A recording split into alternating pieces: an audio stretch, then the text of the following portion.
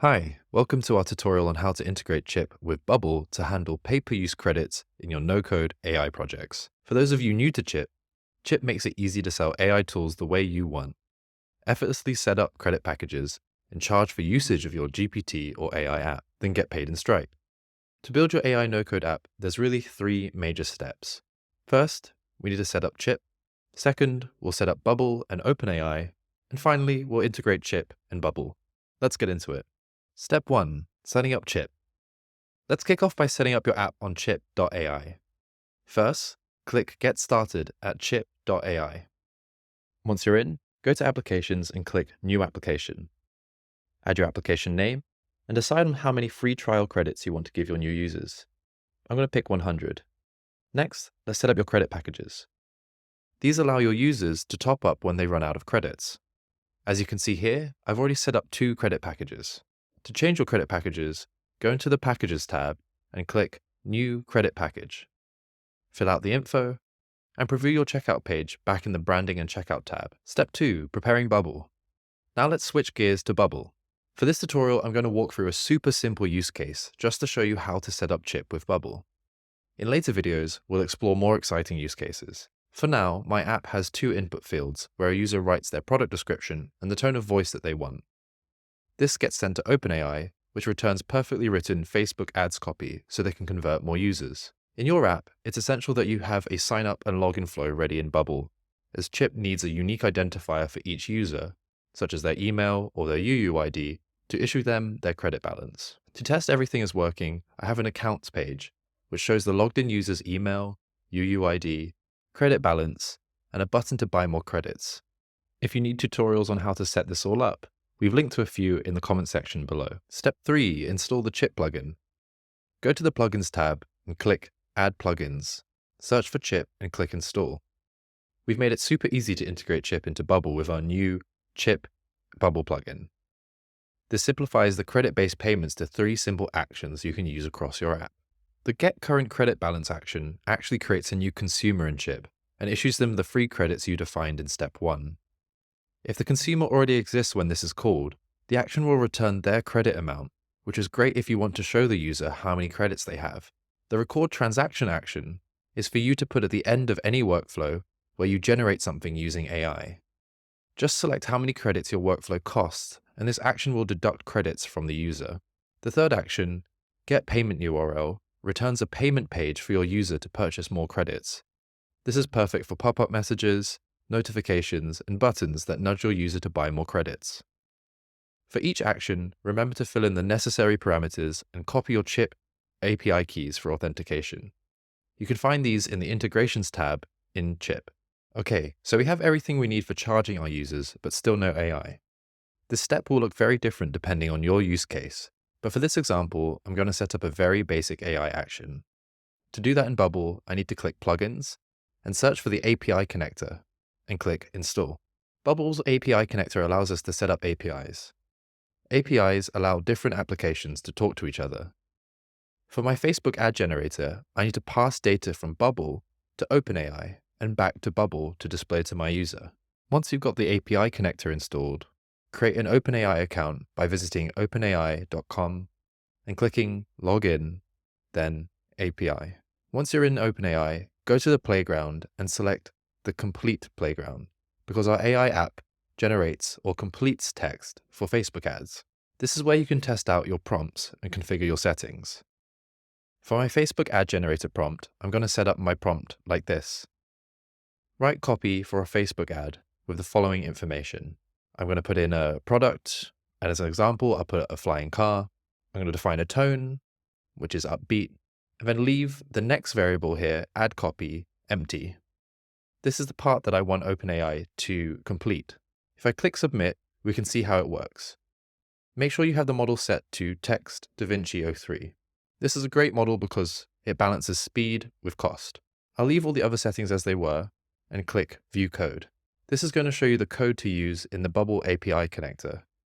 Make sure you select JSON from the drop-down here. Step 5. Integrate OpenAI with Bubble. Okay, this is quite a complex step, so brace yourself. Make sure to pause the video if you want to copy my settings. In Bubble, we want to set up your API connector. We've got to make sure that it's configured correctly, so Bubble and OpenAI are passing the right data between each other. Click Add another API, change the name to OpenAI, change the authentication to private key and header, then back in OpenAI, click API keys, click Create New Secret Key, and give it a name. Go back to Bubble and type bearer with a capital B, space, then paste your secret key.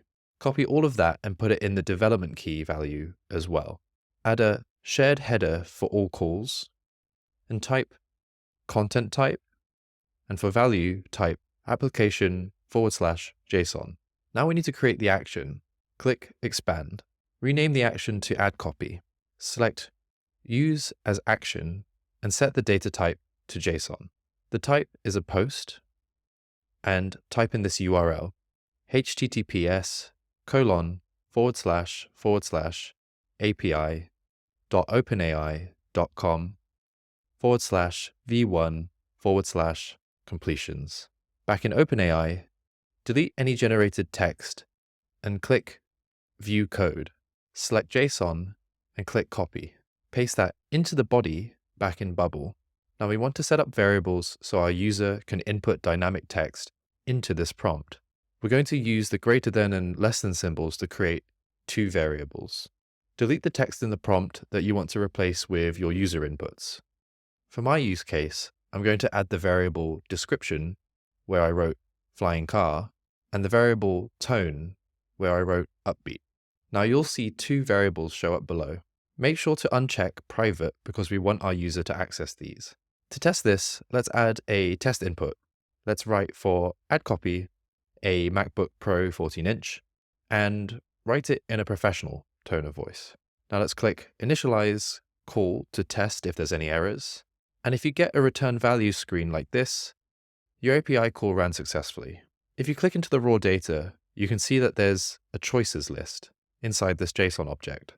Inside this choices list, there's another key called text. The value of this is the text that we want to show to our user. This is the add copy. Remember this as we get into later steps, and make sure to click Save. Step 6. Build your AI functionality in Bubble. Okay, so now we have Chipp and OpenAI configured in your Bubble app. Let's start building in our core AI functionality. In Bubble, I've created a new page called Index, where I've created two input fields, one for the product description and one for the tone of voice. I want to send these two to OpenAI when a user clicks the Generate button. In your app, this might be a Send button. Underneath is a group with some text which displays the output from OpenAI. To set this all up, go into the Workflow tab and create a workflow for when the Generate button is clicked. This should trigger the action you set up in the last step under Plugins. Mine was called OpenAI Add Copy. In this action, I'll pass the values of the two input fields in my interface as the two variables. In step 2, you'll need to set the state of the element response group. I've created a new custom state called AI response. This is like a temporary variable, which I'll assign the result of the output produced by my call to OpenAI in step 1. To do that, type result of step 1's choices, first items text. Okay, let's test if that's working by clicking preview. Great, we're getting our result from OpenAI. Step 7, set up Chipp credit management on signup. Navigate to your signup workflow. When the sign up button is clicked, make sure you sign up the user using the email and password input fields in Bubble. First, trigger the sign user up action. Second, select the Chipp get current credit balance action from plugins and paste your API key. In step 3, I'm going to navigate to the account page and show the user how many credits they have. Let's preview that to test everything is working. We can also check back in Chipp to see if the number of users has gone up. If that number goes up, we're all connected. Step 8. Display users' Chipp credits in your app. Now our users are successfully being issued their free credits in Chipp, but we want to show them how many credits they have before they go and spend them. In my account page, I have an element called the credit balance group. This is a group that contains the icon for my credits and the text element that will display the number of credits. Let's set up a workflow that triggers when the page loads. In step 1, click Get Current Credit Balance action from Chipp. In step 2, I need to set the state of an element to store the number of credits returned from Chipp. That element is the credit balance group I mentioned earlier. Make sure to create a custom state. Let's call it the credit amount, and its type is number. Finally, assign the value of the custom state with the result of step 1's get current credit action. Select its balance converted to a number. Back in the interface, I need to insert dynamic data. Select credit balance groups, credit balance, and voila. To check this is all working, sign in with credentials of your test user, and behold, your user can see their credit balance. Step 9, deduct credits after AI usage. So how do we deduct credits when we do something in our app? Go back to the workflow when you trigger the call to OpenAI. At the end of this workflow, after the response displays in the interface, create a final step using the record transaction action. Decide how many credits you want to deduct for this workflow, and paste your Chipp API key in again. To test if it's working, let's look to the total amount of credits that our user has. Perfect. After generating this, you can see that 1 token is being deducted each time we hit generate. And finally, step 10, set up top-up payment URLs. We want to allow our users to top up on credits when they run out. To do this, let's set up a new workflow that triggers when the Buy Credits button is clicked. For step 1, use the Chipp get payment URL action and pass your API key. You'll also need to pass the URL of the page that you want to send the user to after they've completed the checkout. I'm going to use the URL of my account page. Next, open an external website and insert the dynamic data and select the result of step 1's URL. Let's test this by clicking the button. Amazing! Our user can now visit the payments page and buy more credits when they run out. And there you have it. Your Bubble app is now fully integrated with Chipp and ready to handle transactions with no fuss. If you haven't already, head over to chipp.ai to find more tutorials on how to integrate Chipp with your favorite no-code tools.